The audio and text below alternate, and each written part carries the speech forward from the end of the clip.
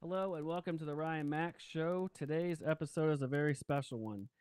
You know, with everything going on in our world today, in our country, and with inflation and conversations we have, it's important we understand a little bit more detail what Congress actually is doing. We can all sit there and get mad about the policies they implement and where the government takes us, but it's really important to dissect what they actually do versus where we actually think they got it from. We learned in schools just about the bare minimum of what our government is designed to do, but we didn't really go in depth.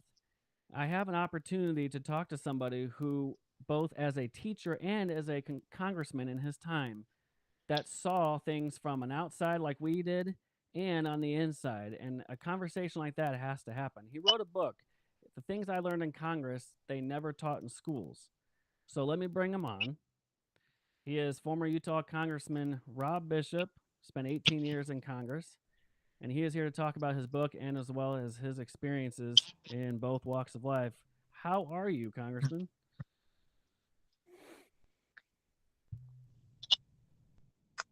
How Just are you, sir? fine. Happy All right. So as to be able as we're going in, to have this conversation with you. oh, absolutely.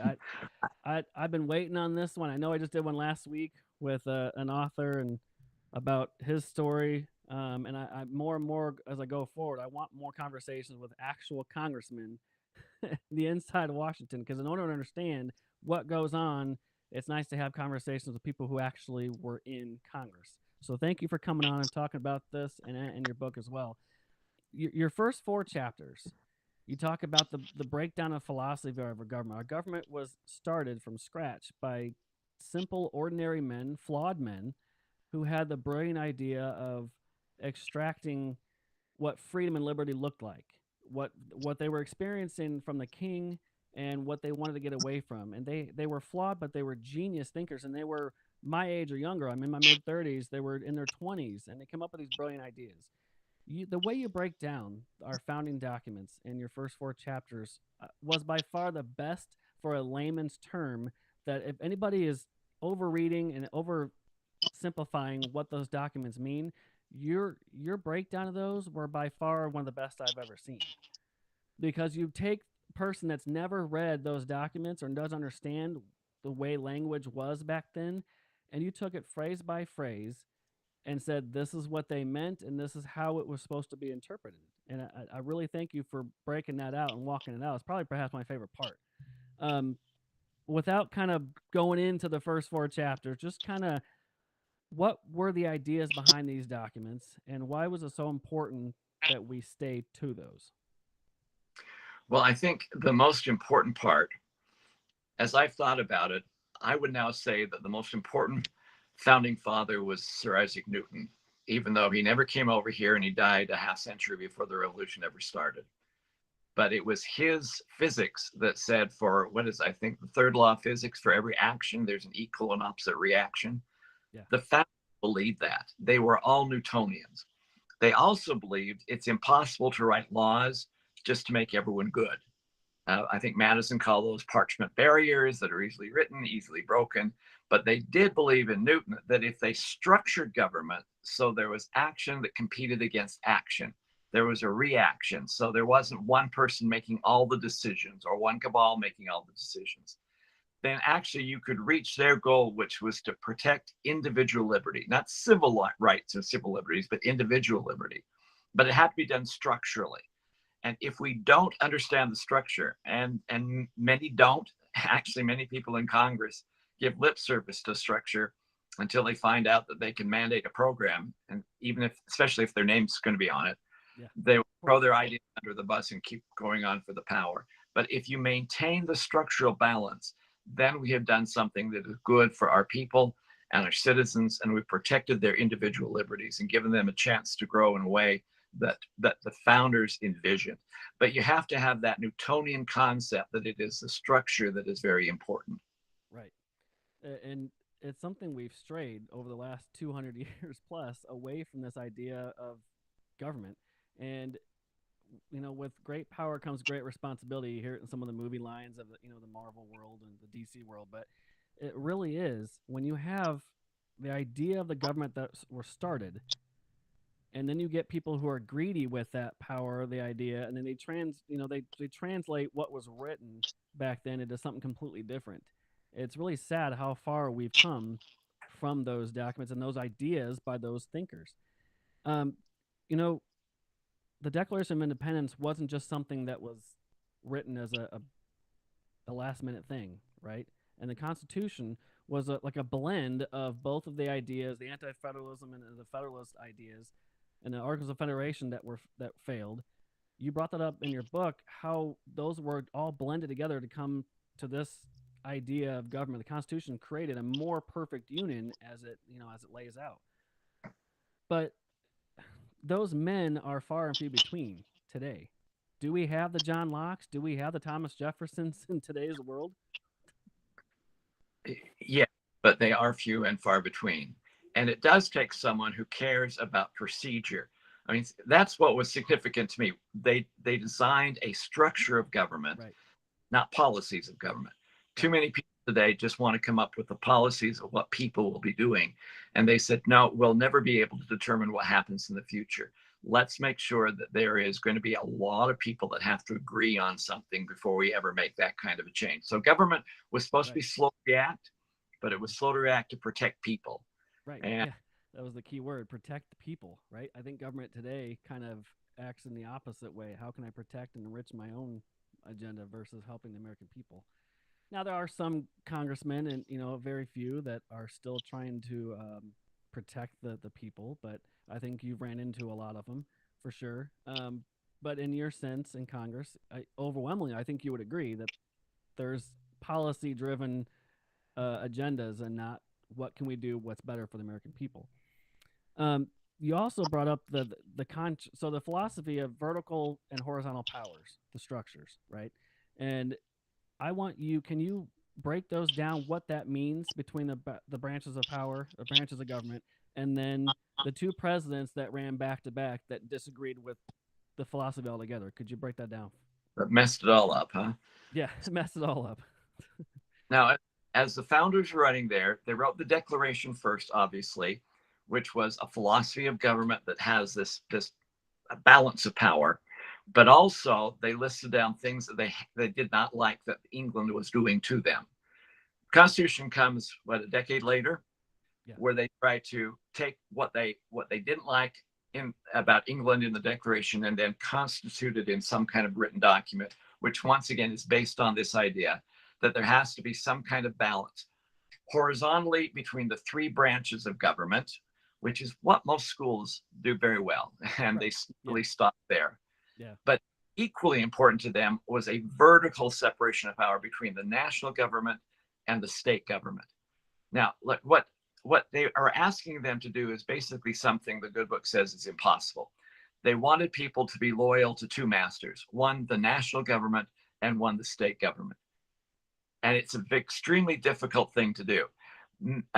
James Wilson, though, said it could happen easily if both the national government and the states realized what their sphere of power and discussion was going to be. And then, like the solar system, they just stayed in that sphere. But if either of them ever tried to be like a comet that went through the solar system planets, they would bring chaos in their wake. And so that's what has to be worried about. Now, you mentioned, I think this country was pretty cool about everything through about 1900. In 1900, the progressive era, we had a couple of presidents that did not think the way other people had. They consciously knew what Newton was attempting to do and consciously wanted to avoid Newton. In fact, Woodrow Wilson will say, we used to be Newtonians, now we're Darwinians. We believe in Darwin. Well, nice try.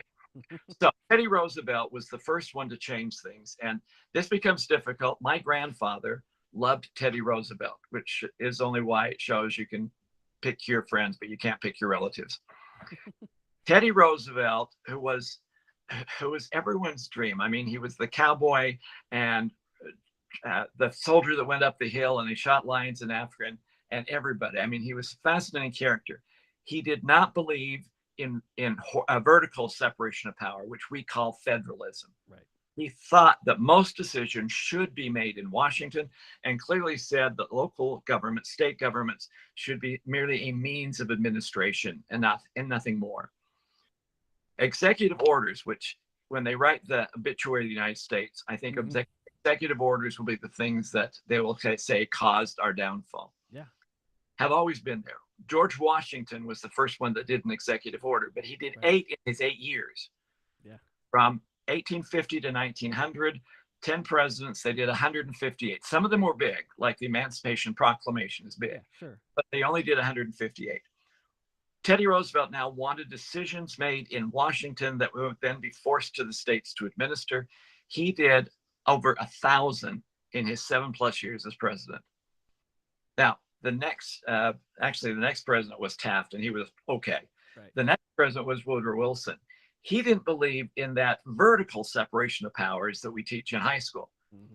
In fact, he called it in his book constitutional witchcraft, of hiding power in obscure places so that no one can find it. He also did not trust people elected into the legislative bodies. He didn't trust that riffraff to make decisions. He thought decisions should be made by experts who would all reside in the executive branch, his area of government. Yeah. So he went even further. He did in his 8 years 1,800 executive orders, all trying to increase the amount of power that was done by the experts that would be in the agencies of government that were part of the executive branch. Franklin Roosevelt did more than anyone else. He got close to 4,000, but he also stayed longer than anyone else. Yeah. And since that time, it has ebbed and flowed. Eisenhower didn't do many. John Kennedy didn't do all that many. The last 4 presidents we've had, George W. Bush, for every bill he signed, he made a signing statement of how he would enforce it. Close, not the same thing. Yeah. The last 2 years of Obama is when he said, from now on, I'm going to rule with my phone and pen. Yeah. And that's when executive orders went out the yin yang. Yeah. Trump did a lot. Admittedly, many of those were to reverse Obama's, Sure. but he even did some. And I have to admit, even some of his executive orders that I agree with. Right. Yeah. It's still the wrong place to do it. Yeah, it's the design of the nature. Yeah. Yeah. You can disagree to agree with them all you want. There could be great executive orders that in a concept, yes, they're great ideas, but that should be left through Congress. If you want something enacted, go to the body of government that is supposed to and create those concepts. It's not supposed to be one branch of government doing all the work. Congress does not get off without any blame here, though. Oh, sure. An executive order cannot be done that contravenes something Congress has specifically stated. If Congress is vague in its laws and doesn't say something specific, that's when a president can just jump in with an executive order on his own. If Congress wrote specific legislation, specific ideas, then it wouldn't be a problem. Congress has got to take that responsibility on. Right. When we passed the TARP bill, which was to bail out financial institutions that were too big to fail, the law says that institutions that would get federal aid would be determined by the Secretary of the Treasury, and how much aid they would get would be determined by the Secretary of the Treasury. One person. Yeah. If that is not Congress abdicating its responsibility, I don't know what is. Yeah. But it is clearly the process we have to. Do you have time for just one quick story here? I'll try and be. Absolutely. Yeah. As time allows, you can tell all kinds of stories. In the very first Congress we had was in New York, Washington as president. The issue was postal roads. The federal government, national government would do the postal roads. And there was some economic benefit. Wherever they put a postal station, there is an economic benefit there. Yeah. But they were tired. They wanted to go home. They trusted George Washington, as well they should have. And they decided, let's just let Washington decide where the postal roads would be. John Page of Virginia stood up and basically shamed Congress into finally doing their job. And he basically said, yes, Washington will do a good job, but if he will do a good job on this, why don't we just stay home and let Washington make all the decisions? Bingo. Basically, shamed them into staying there and deciding where the postal routes would be. Yeah. We need more of that today. Yeah. And less of the TARP language. Yeah. So if you, an example of maybe a more modern example, who are the congressmen that you worked with or even are there today? Who are the few, maybe a couple by name, that are doing that? Like going against the grain and going, hey, this is what it's not, intended to do.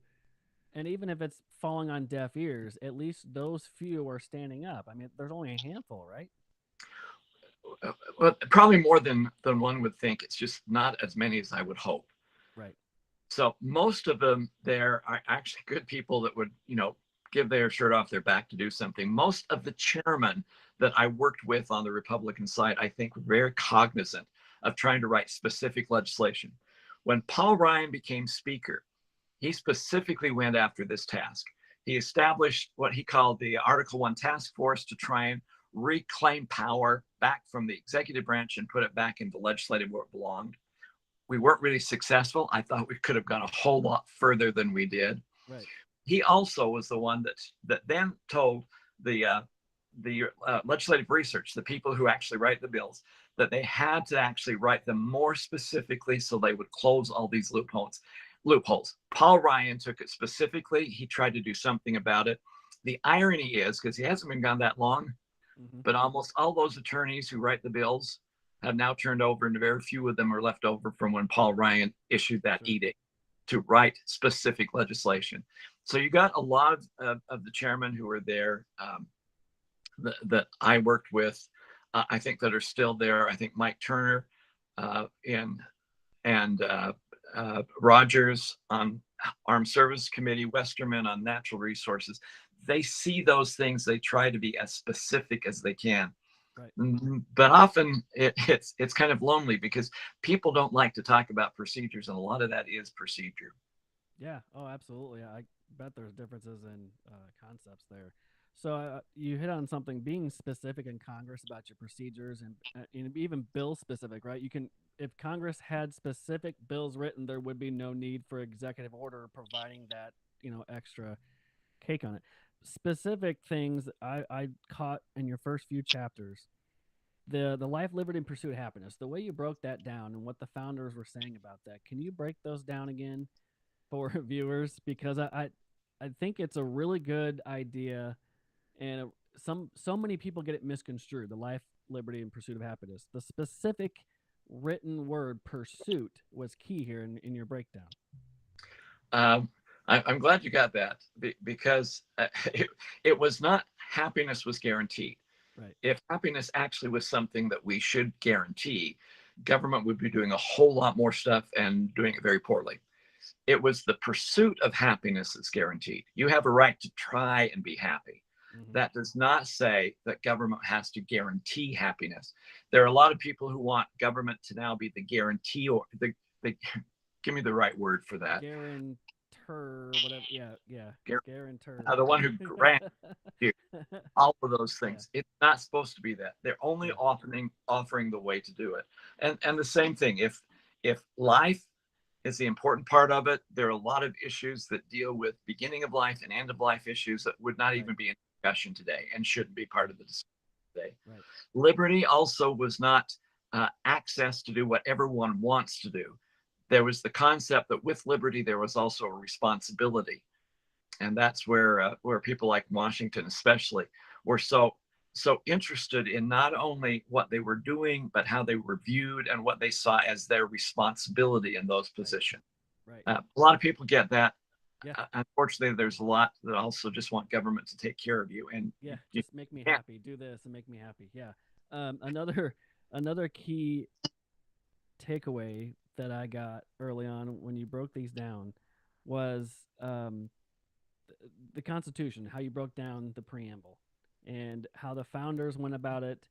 And I guess one key one was to promote the general welfare and then provide common defense. They seem like simple phrases. So the founders specifically wanted to focus on the general part of that phrase, right? The general overall welfare of the people. But modern day government looks at it as the welfare side of that phrase and go, oh, look, we should just take care of everybody. And it's a whole federal problem, even though it's an individualized state problem or territory or city problem. And the way you described that example was the roads in Savannah, Georgia. during the fire that happened, they were Mm. pleading to Congress. I'm like, hey, we need some money here to fix these roads. And the first petition to that was like, no, that sounds like a you problem. That's not a federal problem that wouldn't benefit somebody else in North Carolina or other part of the country. And that speaks so well to today. We throw federal money at states like candy wrappers in the streets. I mean, we throw money for programs all over the place that don't benefit everybody as a whole. They benefit certain states. So I guess what I was going at, can you break down those two phrases individually like you did in the book for the audience? This idea that promote the general welfare and then provide the common defense, the differences in responsibility for the federal government. Yeah, the choice of verbs is important. Promoting is nice. Providing is essential. It is the role of the government, national government, to provide for the general defense. And if you look at the Constitution, especially Article 1, Section 15, where it lists down what Congress is supposed to do, 7 of the 15 are specifically about the military. That's their job. Right. Promoting is nice, but promoting is not the essential part of it. So what they were saying is we should promote anything that helps all citizens, not just a few. So your example that they put in there when Savannah burned down and they needed money to rebuild it, and someone said, yeah, well, it's nice. I feel sorry for Savannah, but what about the city in North Carolina that also had a fire? Does the United States become the general insurer of everybody? Right. And so it was, once again, the idea was, does it promote everybody? Then that would be something Washington should deal with. If it's only a specific area, they should allow someone else to do. It's interesting how much money we throw at education today that comes from Washington. Yeah. It is interesting that in the first Congress, when they tried to do that, Georgia actually refused to take money from Washington for their education system because they saw it as an insult to the state of Georgia not being able to fund their own education process. Now, even my state, which tries to be very conservative, it's still getting 15-20% of its education budget coming from Washington and 100% of its rules on education coming from Washington. We've come a long way, and I don't necessarily think it's a positive. Right. Yeah, absolutely. So you made a good segue, actually. So this whole, I think you talked about it in the past too, but I want to get into it because the federal money going to education and what seems to be more of a states' right issue, this federalism issue. Why is the federal government creating agency after agency after agency when the states have their own ability to do this? Can you talk about what's a states' rights issue, what's a state issue locally should stay a state issue? And Congress is doing that, and Washington's doing that for hubris. And let's face it, if you were in charge of an agency, one of the things you want to do is expand the agency. If you're expanding what you're doing, that means you're alive. If it's contracting, you're dying in some way. So expanding where the national government goes in and how it tries to help people, whether that help is wanted or not, is irrelevant. And see, this is, can I give you another story here? This is no, absolutely. What federalism, this separation of powers between the national and state, was supposed to do is to empower people to have more satisfaction in where they're going. So I was always chairman of the study group on Germany, went over there every year. I met a woman who worked in the foreign ministry of Germany, who grew up in East Germany. She was a preteen when the wall fell down. And she tells the story of going with her mother into West Berlin for the very first time. And she was amazed how much stuff there was all over in West Berlin. And she went into a supermarket and was just amazed at all the stuff they had. Went into an aisle and there were 6 different brands of sugar. And she was amazed because back in Potsdam, where she grew up, in East Germany, you either had sugar or no sugar, and it was usually no sugar. And here she was faced with 6 different brands. And then in the typical communal approach of the Soviet Union and command economy, she said her second thought was, why do we need 6 brands of sugar? Shouldn't one be good enough? And you have to realize, or she had to realize, is that if you need 6 brands of sugar to guarantee you will have at least 1 brand of sugar. and that people need choices. The entrepreneurial world gets it. I mean, there's 16 kinds of Pringle potato chips and 150 different flavors of Campbell's soup. Yeah. People want and need choices just to be people. Yeah. And that federalism is important to allow more people to have more say on what they want. It's not a liberal conservative thing. If a local state wants to have local governments going up the yin and they're willing to pay for it, fine, let them do that. But don't enforce that standard on anybody else unless they want to. So federalism, as it was designed by the founders, gives more people more of what they want more of the time. And that's the key element. What Congress has to decide, there are some areas that Congress needs to be preeminent. The post office has always been that way. Yeah. We things about cell phones today. Which level of government should actually be controlling cell phones? Should it be the national or should it be states? Those are legitimate conversations. Right. But anytime the decision can be done at the state level as well as or better than, it stay there. Because what states do is provide, and Louis Brandeis said this in one of his Supreme Court decisions when he talked about states being the laboratory of democracy.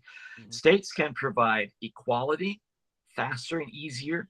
States realize when somebody has slipped through the cracks and the loopholes faster and easier. They can be more creative. They can also be more efficient. The only thing the national government can do is if everyone has to do the exact same thing at the exact same time, then let the national government do that. Otherwise, turn it over to the states because they have got comparative advantage in just their ability to administer programs that are better than the states on just because of the scale of size. Right. Well, I think the biggest example of that would be the Department of Education. You know, you have state standards. Each state has their standards of how things should be taught, by, their standards. But every state is different. What's taught in Florida by standards is not the same in Illinois for various reasons. Ideology involved also, but every state is different, like you said. So we don't need a national standard of placard to go, you all need to teach the same thing the same way. And I think Common Core was the biggest failure of that idea that one standard fits all. So I can think of maybe that was probably the biggest failure is that this one covered blanket fit all the states, and now you see that it didn't. But education right there was a big example of that. Let local control. And I think another example would be COVID. During COVID, yes, you had a national health emergency, but each state kind of had its own little kind of, I don't know, run with COVID. And so a one blanket approach to how we handled it probably wasn't the best idea. And I think that spoke to it. You did. And you mentioned there are a whole lot of problems we have seen now having gone through COVID that we wish we could not have gone through before. You also get, I think, on the key element with Common Core, which was originally pushed by the governors as something to help them out. But the theory of Common Core was that math is the same whether it's taught in New Jersey or Mississippi. Well, that's cool. That's right. That's nice. Yeah. Except schools are supposed to be there not to cover the subject. Schools are supposed to be there to help kids learn. And the kids are different in New Jersey than in Mississippi. Yes, absolutely. And if you have actually had this national standard coming out of Washington telling them what they have to do at any given time, you're back to what the French used to do. The old saying in France, if you gave them the hour of the day, they can tell you what verb was being conjugated in every school. That's if schools are for then kids and parents and states need to have more and more say, not Washington. Yeah, I think that probably the biggest example of where that fails is what happened during COVID. Schools around here in central Illinois, now I'm not saying all of them, some of them are bigger, some of them are smaller. I live in a smaller district. We've really fought against Illinois' hardcore mandates of a blanket mask mandate, do this, do that, really strict. And they wrote a letter to the Board of Education here and said, hey, we want local control. We understand what happens in Springfield. It's different than what happens out here, south and north of Bloomington Normal. It's very different. You may be dealing with a whole lot of population issues that you may have to keep schools closed longer. But out in the smaller schools out in the middle of nowhere, there's more freedom and more local control to say, all right, well, we got to keep them open because, we got kids that need to be in school. There's just differences. And I think COVID exposed this idea that the federal government should be the end all helper to every state. It's No, crazy. you said that very well. Yeah, thanks. You should, but So we had the breakdown of the Constitution by the founders, and your breakdown of it was very well. I from a layman's perspective, people who don't grasp the language differences between 1700s till now. I mean, my fourth grader coming home and telling me something about skibbity toilet and singing a song about it. I have no idea what that means. It's a common middle school terminology of slang terms that I have no idea. But somebody that wants to know more about government but doesn't understand the language of the documents and the way your book breaks it down phrase by phrase, piece by piece, I couldn't put it better myself. I mean, as a common person that has no idea what words were written like and what they meant back then, today I think Congress still gets the wording wrong when they read the amendments. Well, militia, example, Second Amendment. Well, militia, that just means military only has the right to bear arms. I'm like, that's not a well-regulated militia back then did not mean military. It meant a well-organized group of men to have that right. But language, that's where we get confused. no, Okay, so for the readers out there, go get the book, read it, and then have conversations with your neighbors and loved ones about what Congress actually is.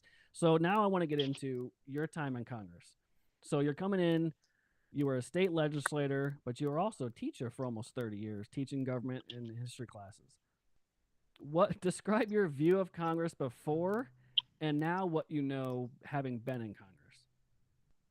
well, I did see. You're right. That was what started me down this path of actually writing the stuff down, because I had taught 28 years, the last 12 doing AP government. I had been in the Utah Legislature. I was majority leader and Speaker of the House. So I thought when I went back to Congress, okay, I've got this covered. Mm-hmm. What I realized the first time I sat on the floor and listened to what was going on is the kinds of things that you do in Washington would never have been appropriate and approved in Utah. And I also realized that the things I was reading about in the textbooks that I had forced my kids to learn and take test questions about were things that were insignificant and never experienced in Congress. So I felt compelled to write down in the bulk of the book is basically for school teachers. These are the kinds of stories I wish I had had that I could have used as readings and told kids when I was teaching school. I felt compelled to write those experiences down to come up with what was in the book. What I've also realized is that Congress is like, as the one writer said, it's like a river. It's always moving. It's always changing. In fact, I was one of those that was in part of the rules panel that tried to change the rules in 2010 to try and motivate some things that are going on there. Congress is bound by procedures, many of which do not necessarily improve the process. And that's one of the things I tried to emphasize in there. Not only how is it organized, what we do on the floor, which is unusual, the kinds of communications we have with others as well as with people that are unusual, but also some of the procedures that I think slow everything down and harm it. In the very beginning of Congress used to be a wonderful place for people to be entertained. People would actually go to the House. The original Senate chambers were blocked from people. It wasn't until they went to Washington, the Senate allowed people to come in and watch. But the House was always open. Mm-hmm. And people would actually go in there to watch the debates. There's one congressman who said that he always went there early to listen to the debates, and often his votes were changed after he heard the debates. If one goes to Washington today and sits in the gallery, I don't care if you're the House or the Senate, you won't hear any debates. No one's there. No one's on the floor. And that is because of a procedural change that has evolved over the years called roll votes. Mm-hmm. In an effort to be efficient, what we will do is say, okay, we will have 12 votes at 11 o'clock. So you might as well come at 11 and do the 12 votes. And then you can go back and do your work again. We'll now do the next series at 3 o'clock, which means that no one is actually there to listen to the debate before the 11 o'clock votes. So that the most common question asked as you enter the floor to actually cast your vote is, does anyone know what this does? And therefore, if you do that, you give a lot of responsibility that's taken away from the individual member of Congress or senator or their staffs. And it's given to leadership to tell people, how they ought to vote. That you start listening to, if it's in a committee assignment, you start listening to your chairman, Right. and you vote for the chairman or against the chairman, depending on which party you are, without really understanding the details, because no one is required to be there to listen. In the state of Utah and the legislature to which I was accustomed, it is expected that everyone is in committee at the same time, and it's expected that everyone is on the floor at the same time. There is a flow to the debate. Right. There are great speeches that are given on the House floor. Yeah. But they don't have any connection to the other people because there is no continuity to it. It's like ships passing in the night and never actually meeting together. So one of the things I would insist on doing, and I did this when I was chairman of my committee, is we voted in real time. So because a member cared about whether they were there for a vote or not, people would hold them accountable. I don't think people held them accountable for how they voted, but if they voted.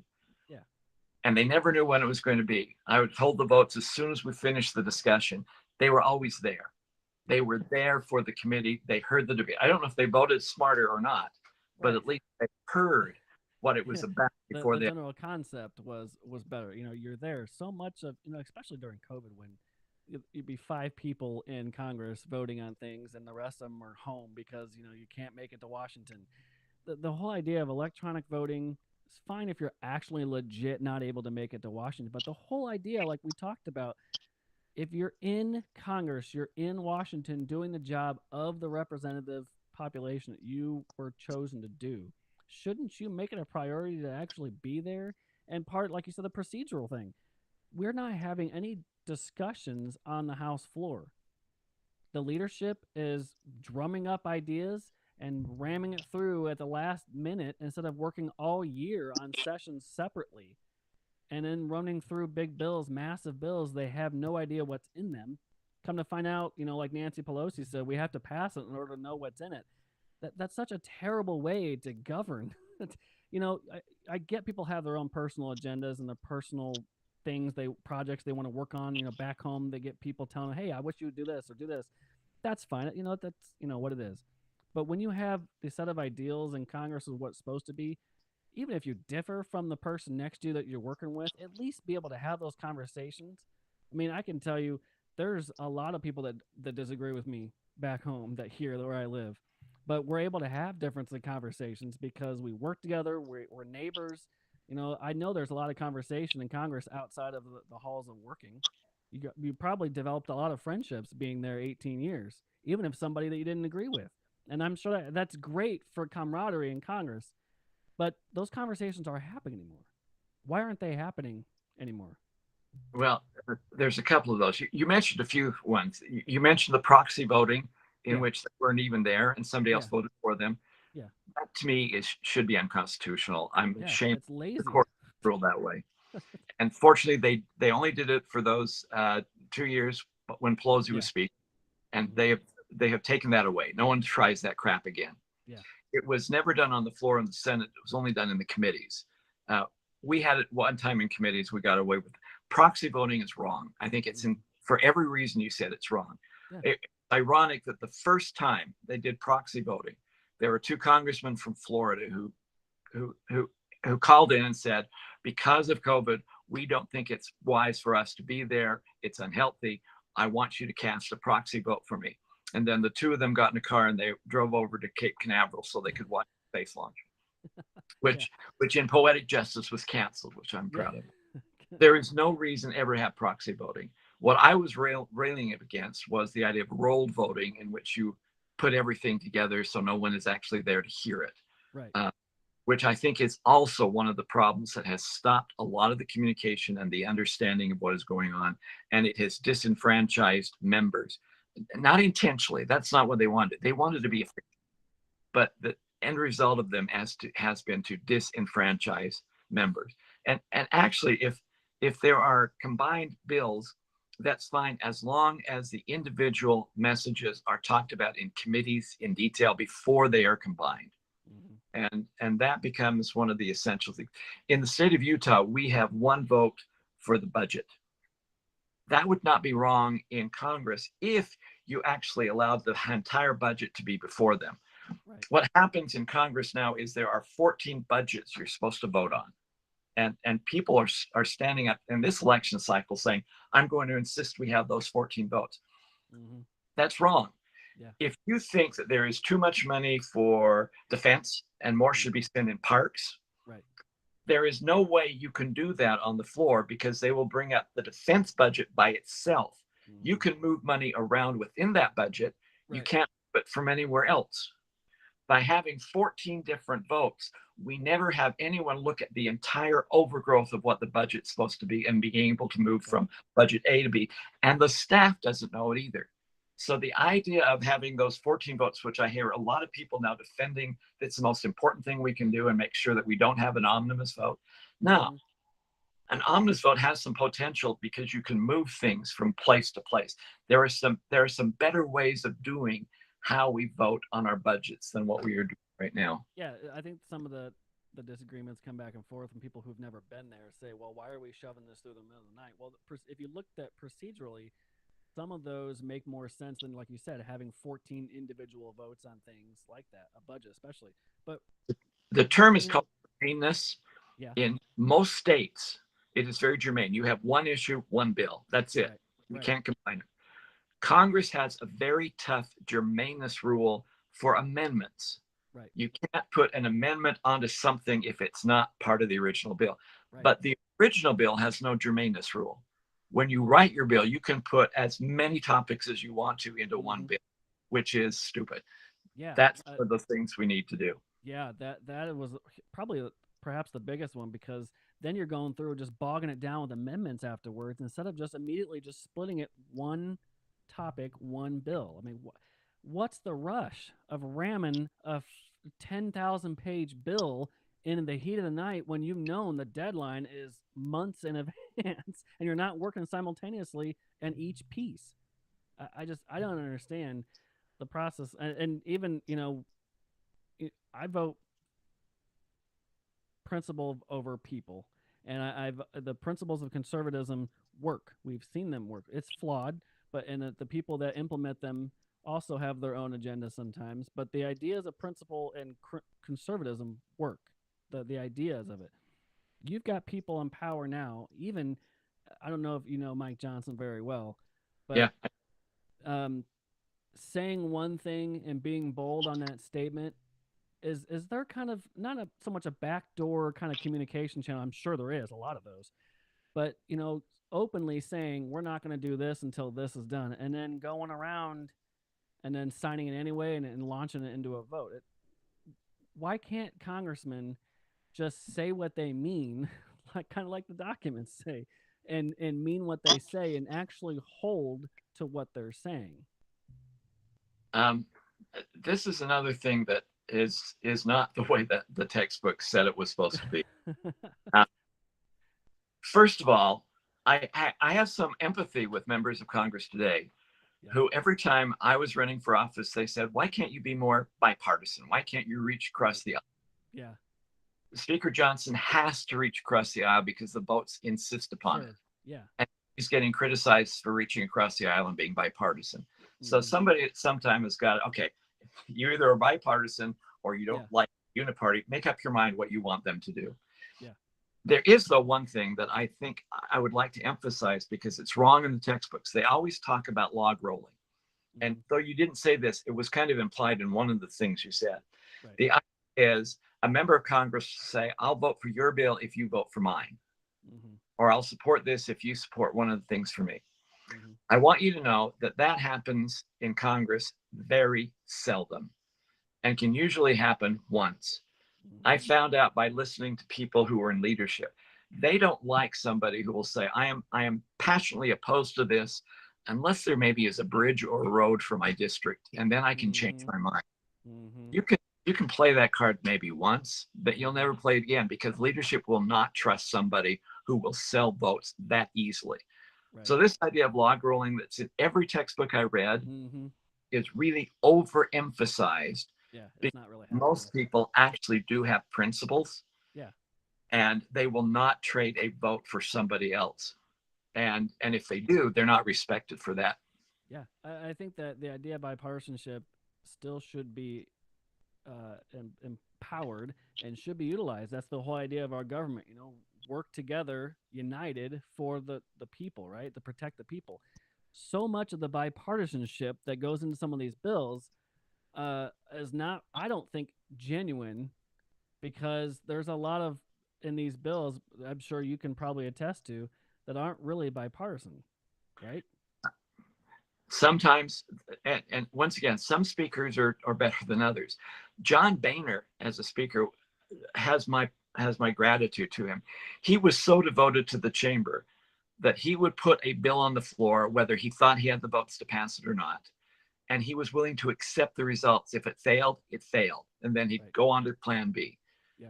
Some speakers are so anal in their control, and I probably shouldn't mention who she was, but some speakers are so intense on making sure they have control of things that they will manipulate bills. There was one year I was there, we had an ag bill that came out of the committee unanimously. And then the speaker decided she wanted to add a tax increase to that ag bill. And so she did it outside of the committee process in the rules committee. She just added it on herself. And what had been a unanimous bill now became a very controversial piece because leadership wanted to add something else into that. So it's imperative that the leadership that's there has to be willing to respect the rights and be willing to lose at times. That's why I like Boehner, is that he would put something up whether he had the votes for it or not, and said, let the people make let the members have their say. That to me is the best example of bipartisanship I think I ever saw in a speech. He did a great job with that. Yeah. I think you mentioned a great thing with that, the idea that let things fail if we don't have the votes, let the process play out. And so often the last three, if you count McCarthy's failed his problems as speaker, but they get like this. I don't know if it's part of personality or just their idea of what the role of speaker should be. But I really like John Boehner's idea. If we don't have the votes, put it up there. And if we got it, we got it. We don't, we move on. This idea, like we're gonna wait weeks or months on a bill because I don't have the votes. Who does that hurt in the end? And if it's something that's supposed to be useful or needed for what's going on, why are we delaying any kind of vote on it unless you absolutely have the votes? I know, because if you just throw it up there, you're not gonna have the votes. So it's a waste of time.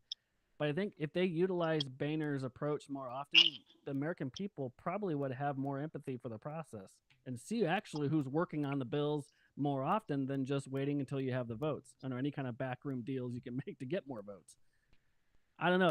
It's very frustrating at times to see it. I'm sure you've seen it being on the floor yourself, some of the processes and the way things are going, but it sounds like you've had an overall positive experience, right?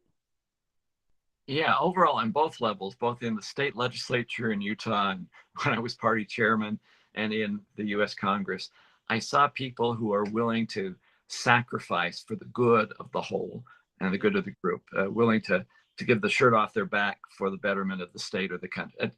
Not a pretty sight. You want to poke your mind's eye out after you think about it. They're willing to do that. Most people are willing to do that. And most people on the opposite side of the aisle are willing to do that. I always said that my counterpoint on the resource committee, when I was chairman, the ranking member is probably one of the people I have liked the most. As we would sit there side by side, he was as sarcastic as I was. We both disliked the same people on the committee. And I realized that if I wanted to have a neighbor, I would want Raul Grijalva, the Democrat ranking member, as my neighbor.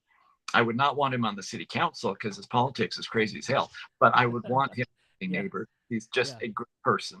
Right. Yeah. I think what we see, when the cameras go on in some of these committee hearings and we see the brunt force nature of some of these debates, and the conversations are, clickbait worthy conversations on tape, but you really get a sense of who the people are behind the cameras when you actually work with them. So I'm sure they're completely different, not necessarily policy wise, but at least personality wise, than they are on camera.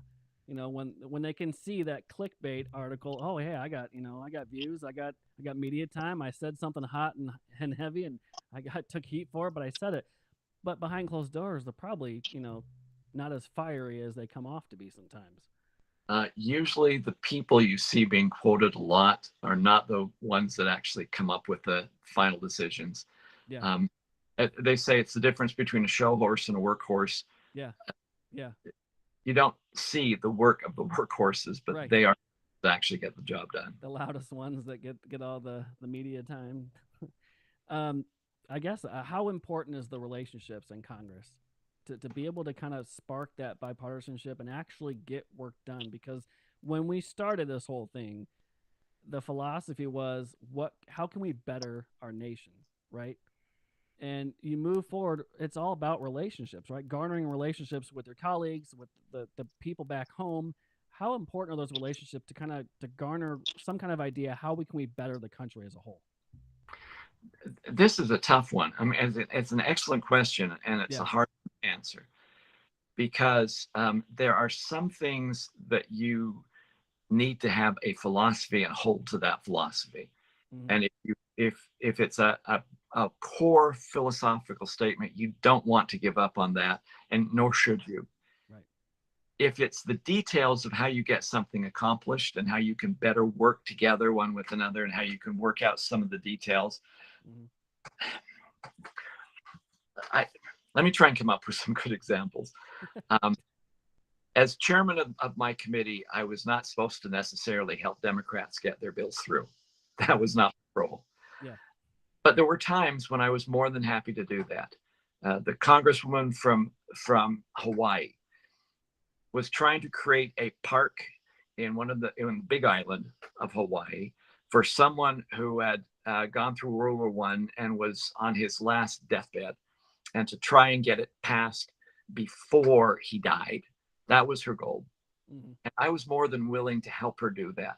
Right. So that bill, not only did I get my staff to work with her on it, I made sure that we had everything done. We cut through some of the red tape. I got it Yeah. to the floor faster than it. I was more than happy to do that. I didn't think that violated any of Right. my Yeah. principles, Yeah. and it was just the right thing to do. I Well, had and this. yeah, so much of that is what you just said. Think outside of if it violates your principles as what you went there to do, absolutely not. But if it's a situation where you can take personal respect for them, like yes, I could, let's work to get this through, because those are kind of things that matter. Those little things matter when you start to craft a bill and work on a project. It's not about principles or policy at that point. It's about taking care of somebody back home that is important to them. A simple thing as a park issue or a commemorative plaque or an issue like that. Absolutely, you're going to get backlash for it because you're going to say, "How dare you work with a Democrat?" Well, if you hear the individual story, you're going to understand that these are people. we're all people. I had the same experience with me on the other way around. When Mm-hmm. we were a minority, and Ike Skelton of Missouri was the chairman of the Armed Service Committee, I had an entity in Utah that came to me. They wanted help to get parity between, they made tent poles for the Army Yeah. tents. Mm-hmm. And they wanted parity between what they were doing versus what was being imported from other countries. I forgot all about it. We'd do a 2-day markup when we come up with the HASC, the Armed Services Bill. Mm-hmm.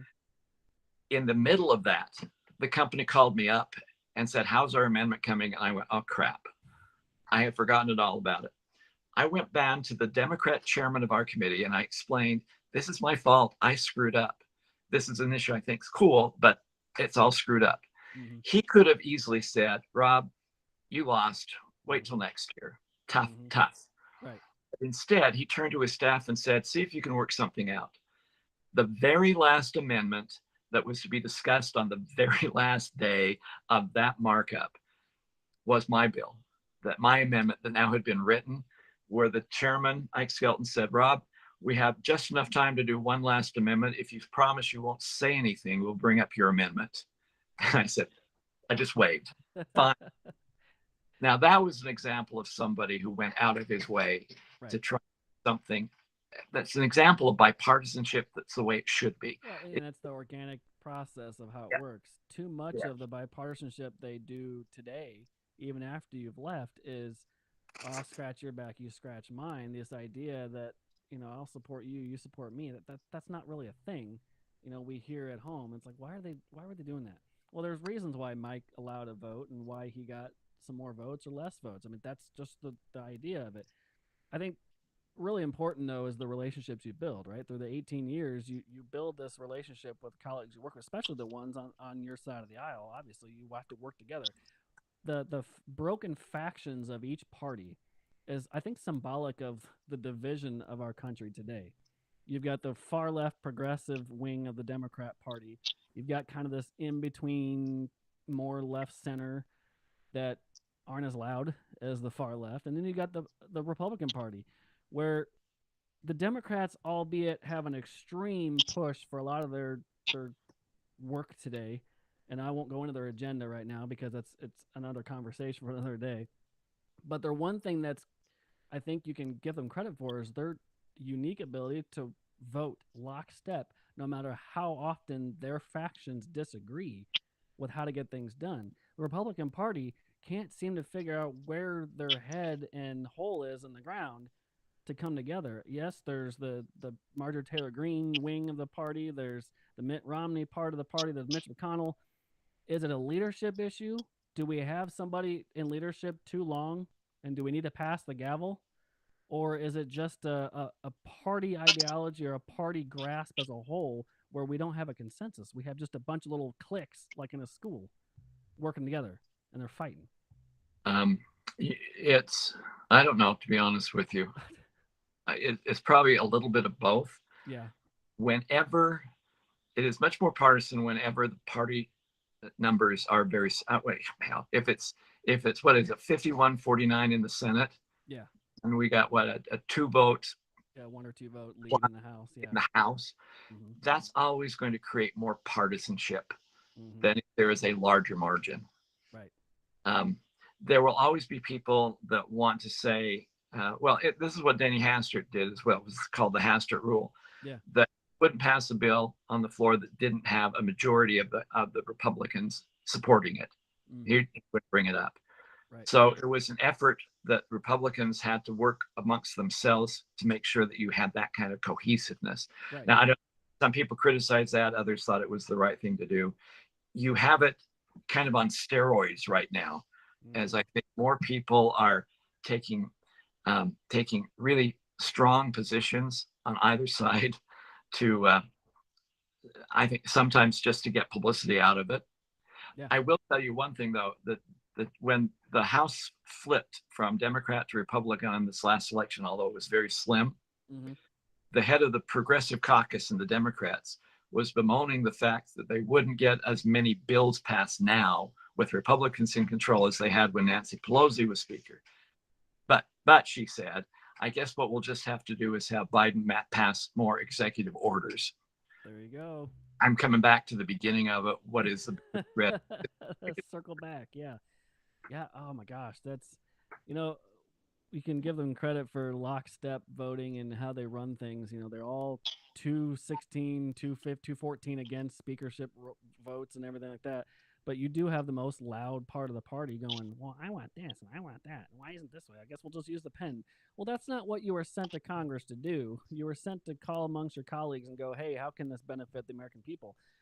But I think we've come a long way, to kind of wrap this up a little bit. I got a couple questions that are random, just kind of get your takes on it. But this idea, how far we've come from the founders' beginning of an American experiment, to where we are now in Congress, and even the 3 branches. We have an attack on Congress from the executive branch, especially depending on who's in the White House. You have a gross attack on, well, you're not doing this, you're not passing this, you're not doing that. I'm going to use the pen and paper. I'm going to use this. I'm going to go around you and use the bureaucracy of the agencies to make a law instead of using Congress. You have the ATF running wild, making gun restrictions when they have no business making laws. How far have we fallen, and how do we get back to those foundings? Is it really far gone, or is there some kind of pathway that you see back to that? I think there's obviously a pathway. If people first of all realize Congress has 435 members plus 6 delegates. Mm-hmm. That's bigger than the senior class of a large high school. Yeah. Getting them to all work together, actually even knowing all the people in your class. Oh, yeah. That's almost an impossible task to do. I think it can happen if people insist that their elected representatives and senators try and stay within that sphere of influence, to keep the idea of separation of powers real and true, so that they can have more decision being made by people at the local level than being made by Washington, either congressmen or especially the bureaucrats that work in the agencies. If people insist on that, I think we can bring everything back together. If members can insist on that, and I hope take a greater interest in the procedure than the policy, then I think we can move back in that direction. If the country seems to be united in the way it votes, so that we are sure whether we're going to the left or the right, that would be a great help in making sure that we can move Congress back to the way it ought to be. The elements are still there.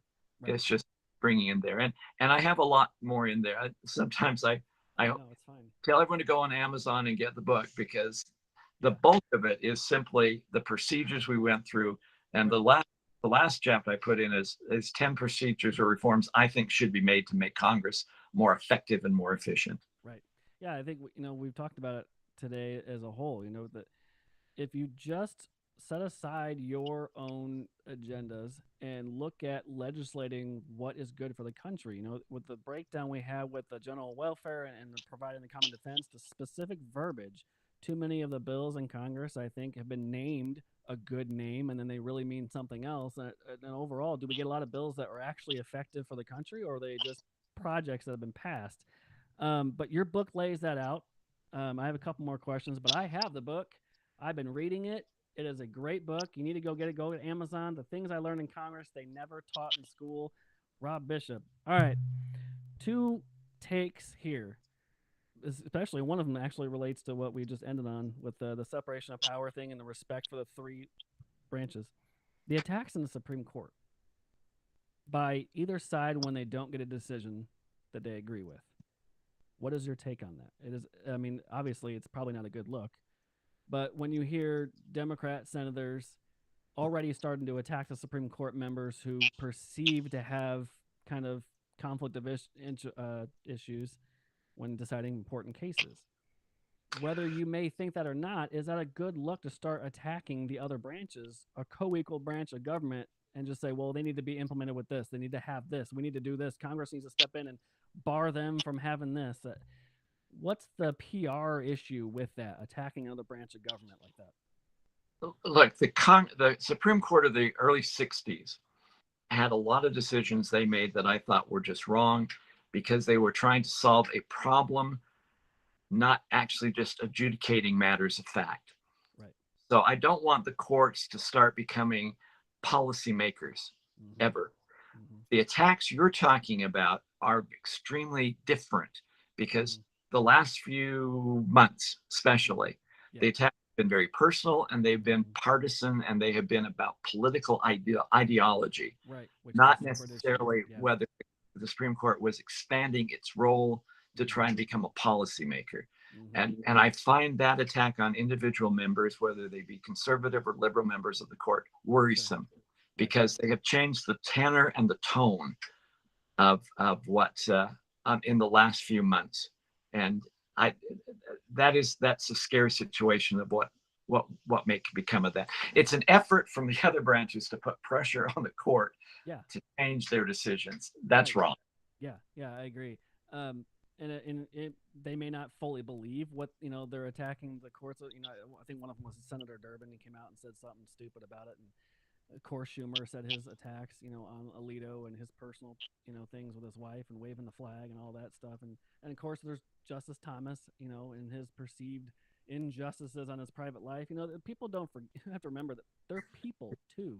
Yes, you are a lifelong position of deciding cases at a very prestigious level, but they're not robots. And they have a personal life. They have a lot. I know it's hard. You're in public face every day, but they are people. And I think these personal attacks are really damaging to the whole institution as a whole, right? You can criticize them a decision. Well, criticize them for what, Roe v. Wade was a terrible decision, I believe, that was originally decided against what was in the Constitution. What the powers that are not explicit in the Constitution are delegated to the roles of the states.